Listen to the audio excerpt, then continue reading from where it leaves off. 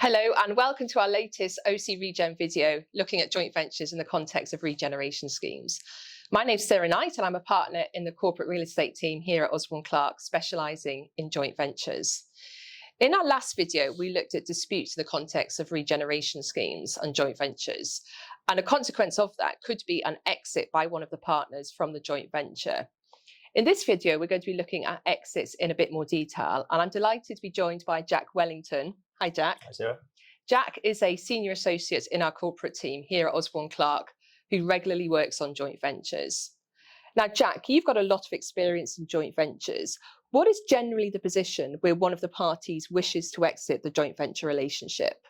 Yeah, thanks, Sarah. I think the very first point to note here is that both parties to a joint venture invest a lot of time in choosing the appropriate JV partner. All successful JV relationships are able to demonstrate longevity. And so a premature exit by one partner is usually a telling sign that the joint venture relationship has broken down, or maybe perhaps there's been some other reason, perhaps a change in market conditions. But to answer your question, if one party is looking to voluntarily exit the venture, they need to talk to their lawyers to check whether the legal documentation allows for a voluntary exit. Typically, we see that neither partner is able to voluntarily exit within the first, say, 3 to 5 years. And this is to allow time to embed the relationship and also to give a period to allow the underlying project to gain some traction. So it sounds then as though a voluntary early exit for no particular reason can be difficult to achieve. What about, though, where the exit is absolutely necessary, or to put in other words, a forced exit? Yeah, it's a good point. I mean, there can be many reasons for a forced exit. So I'll just briefly touch on two. So there could be a deadlock scenario, and there could be a default scenario. So if we talk firstly about a deadlock scenario, this is where there's a material decision concerning the operation of the venture, which requires the consent of both parties, and the parties simply can't agree. Usually in this circumstance, to do nothing and allow the deadlock to continue would detriment the entire project. And so often you turn to the legal documents whereby the deadlock mechanism is spelt out. There are lots of different deadlock mechanisms. You could have one partner buying the other out for fair market value. You could have both partners submitting sealed bids. Perhaps most nuclear, you could even have both parties having to sell all their interests to a third party.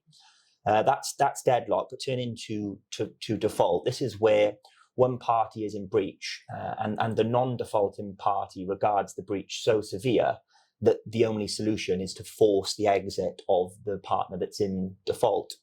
Again, you look at the legal documents here, there could be many different mechanisms, but you typically see the non-defaulting partner having the right to acquire the interests of the defaulting partner at a discount.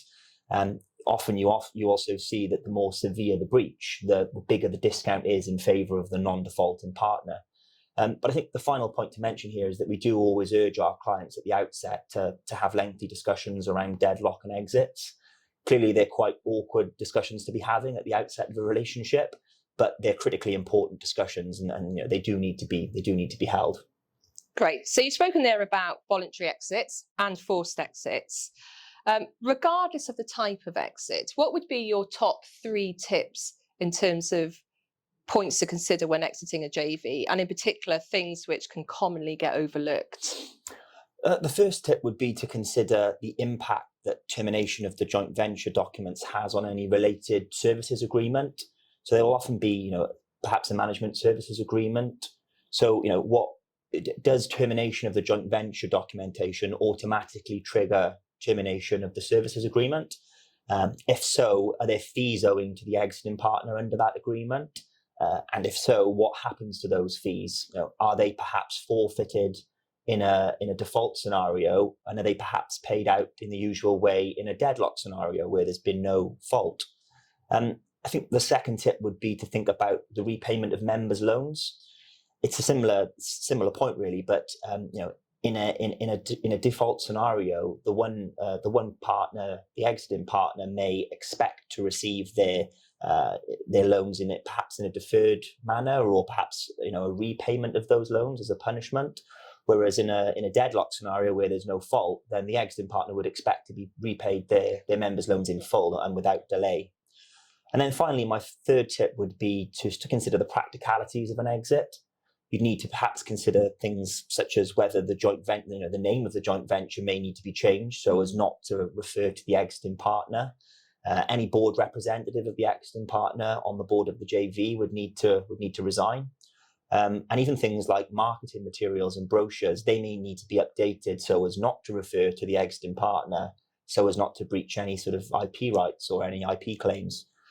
So yeah, there are lots of practicalities to think of. There's just a few examples there, but the list does go on. Yeah, and I think you're right. There is so much more that we could be saying on that. One of the things that's really apparent from our discussion is the fact that the exit processes should be clearly set out in the joint venture documentation. Yes. But I think even then, some additional navigation and negotiation is often needed at the time of the exit to achieve the desired outcome. And that's something that we can help with. Yeah, Jack, thank you so much for joining. Thank you. Thank you for watching, and please do watch out for more videos from OC Regen.